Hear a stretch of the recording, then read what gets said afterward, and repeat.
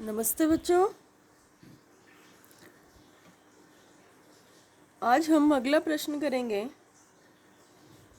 कुछ छोटे छोटे टॉपिक हैं आपके इस चैप्टर में, उनको टिप्पणियों के रूप में करेंगे।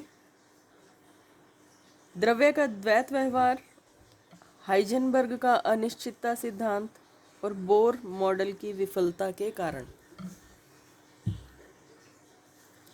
तो सबसे पहले देखते हैं द्रव्य का द्वैत व्यवहार। विकिरण या प्रकाश के द्वैत व्यवहार के बारे में आप पढ़ चुके हैं, जिसमें हमने यह पढ़ा था कि विकिरण कण और तरंग दोनों की भांति व्यवहार करती है। उसी के आधार पर, अपने प्रयोगों के आधार पर 1924 में दे ब्रॉगली ने यह कहा कि विकिरण की तरह, ये स्टेटमेंट आ जाएगी द्रव्य के द्वैत व्यवहार की। अगर इस पर प्रश्न आता है तो यहाँ से आपको मुख्य रूप से लिखना शुरू करना चाहिए। विकिरण की तरह द्रव्य को भी द्वैत व्यवहार, कण और तरंग दोनों गुण प्रदर्शित करना चाहिए।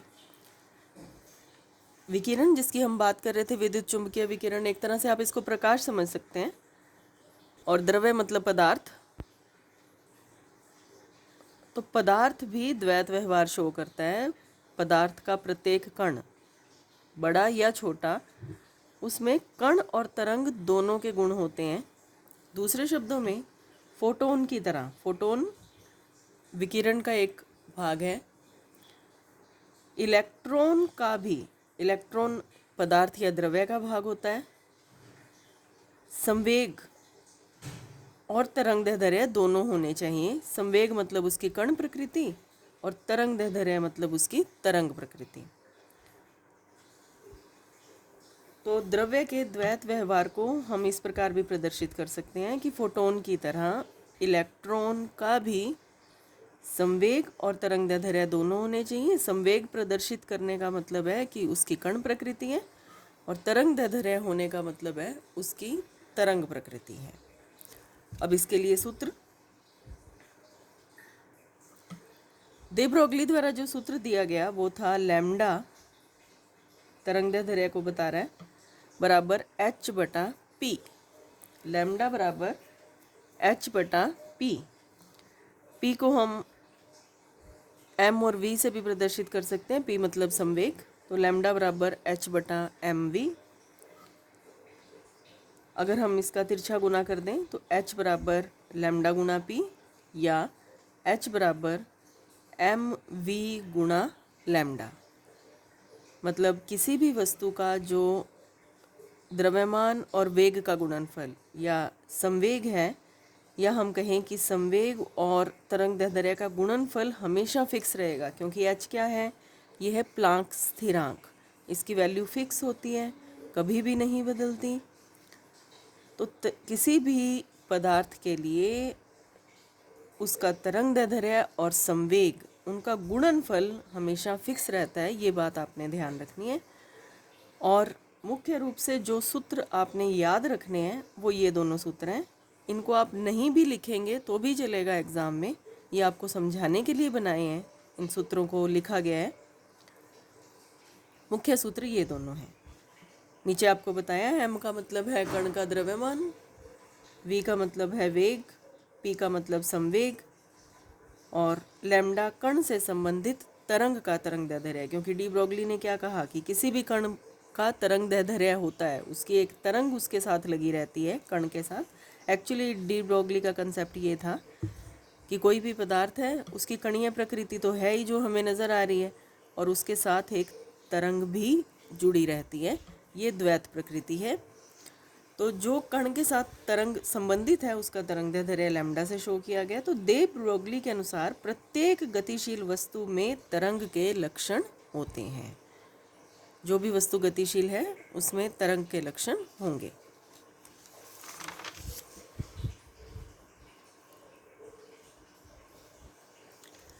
अधिक द्रव्यमान वाली वस्तुओं की तरंग दैर्ध्य कम होने के कारण उनकी तरंग प्रकृति का पता नहीं चलता।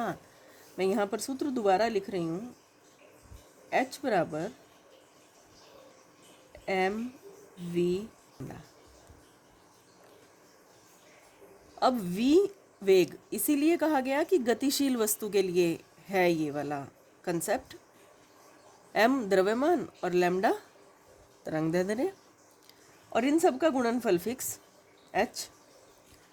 इसका मतलब क्या होगा कि यदि एक राशि बढ़ गई तो दूसरी घट जाएगी, दूसरी बढ़ गई तो पहली घट जाएगी। यदि किसी वस्तु का द्रव्यमान ज़्यादा है, कोई बड़ा पिंड है, तो इसका मतलब उसका तरंगदैर्ध्य कम होगा। तरंगदैर्ध्य कम है मतलब उसकी तरंग प्रकृति का पता नहीं चलेगा या उसकी तरंग प्रकृति को हम नहीं देख पाएंगे। तो अधिक द्रव्यमान वाली वस्तुओं का तरंगदैर्ध्य कम होने के कारण उनकी तरंग प्रकृति का पता नहीं चलता, क्योंकि लैम्डा कम होता है। जबकि इलेक्ट्रॉन व अन्य अति सूक्ष्म कणों का द्रव्यमान, मान लीजिए हम इलेक्ट्रॉन की बात करते हैं, इलेक्ट्रॉन की, तो उसका द्रव्यमान बहुत कम होता है, तो तरंगदैर्ध्य ज़्यादा हो जाएगी। तरंगदैर्ध्य ज़्यादा होने की वजह से हम उसको पहचान भी सकते हैं, प्रयोगों द्वारा उस तरंगदैर्ध्य को नाप भी सकते हैं, जिससे हमें तरंग प्रकृति का पता चल जाता है। तो इलेक्ट्रॉन व अन्य अति सूक्ष्म कणों का द्रव्यमान बहुत कम होने के कारण उनके तरंगदैर्ध्य को प्रयोगों द्वारा पहचान कर उनकी तरंग प्रकृति को सिद्ध कर सकते हैं।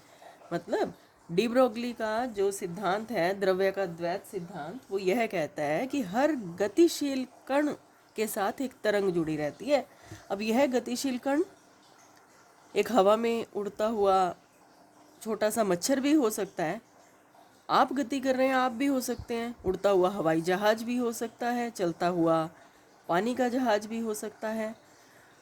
तो उन सब के साथ तरंग होगी, ये बात डी ब्रोगली ने कही। लेकिन अब आपके मन में प्रश्न आ सकता है कि वो तरंग नज़र क्यों नहीं आती? तो उसको उन्होंने एक्सप्लेन किया है कि जब द्रव्यमान ज़्यादा होगा तो तरंगदैर्ध्य कम होगा, तरंग का पता नहीं चलेगा।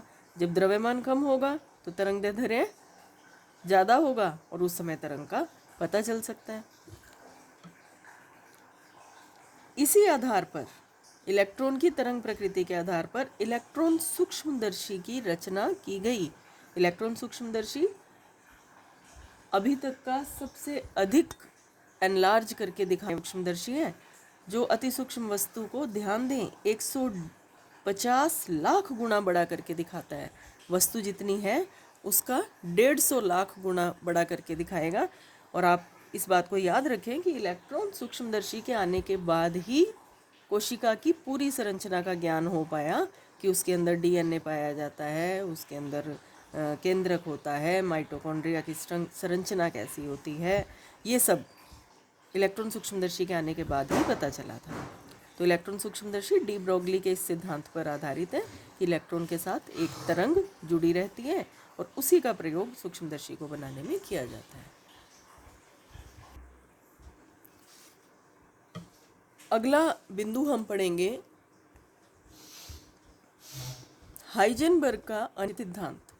हाइजेनबर्ग भी वैज्ञानिक थे। सन 1927 में उन्होंने अपना यह सिद्धांत दिया। उन्होंने यह कहा कि किसी इलेक्ट्रॉन की स्थिति और वेग दोनों का सही निर्धारण एक साथ करना संभव नहीं है। मतलब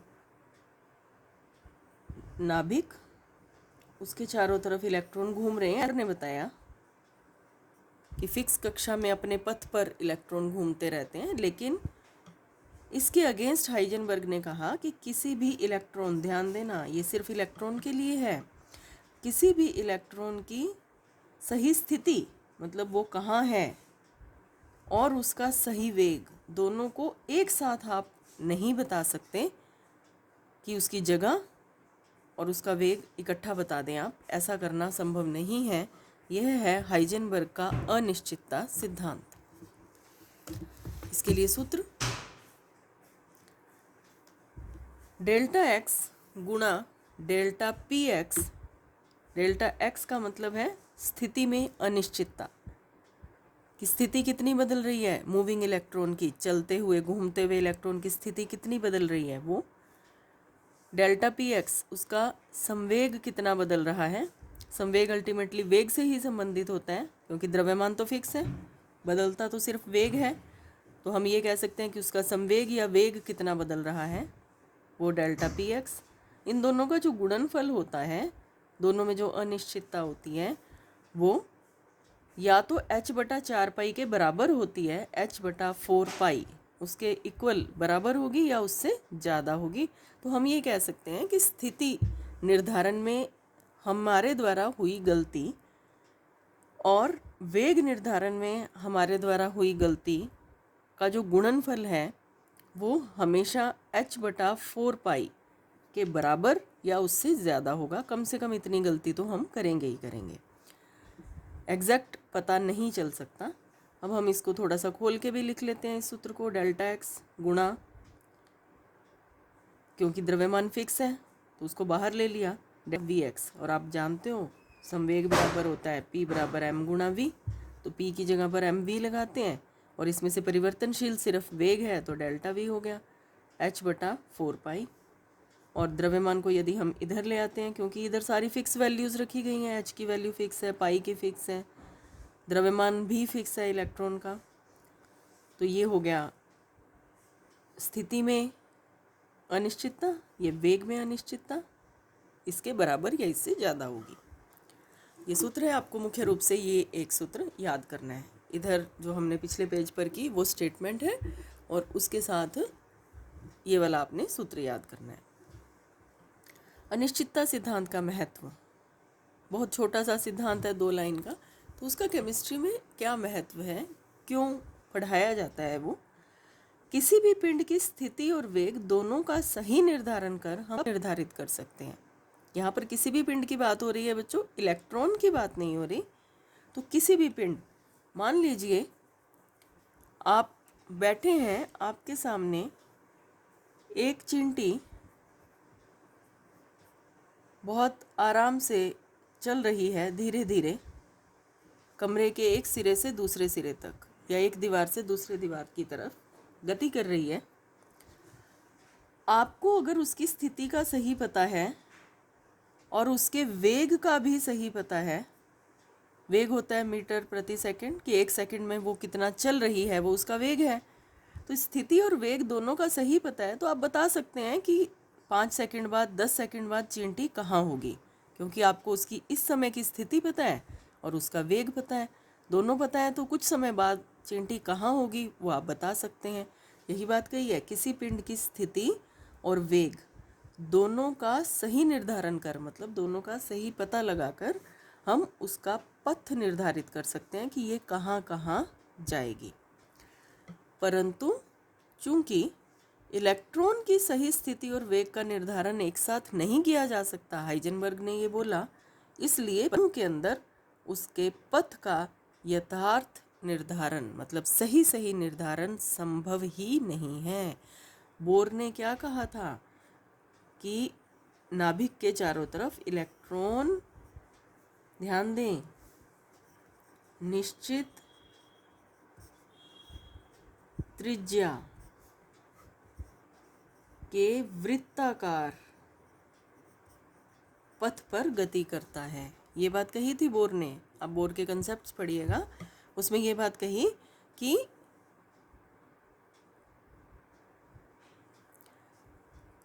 इलेक्ट्रॉन नाभिक के चारों तरफ निश्चित त्रिज्या के वृत्ताकार पथ पर गति करते हैं। मतलब बोर ने उसका पथ फिक्स कर दिया कि यहाँ यहाँ जाएगा वो इलेक्ट्रॉन। लेकिन हाइजेनबर्ग ने कहा कि जब तक किसी भी वस्तु की सही स्थिति और सही वेग दोनों को एक साथ हम नहीं चेक कर लेते, एक साथ उनका पता नहीं लगा लेते, तब तक हम उसका पथ बना नहीं सकते। तो जो बोर ने उसका पथ बताया कि इलेक्ट्रॉन इस प्रकार घूमता है, वो सही नहीं था।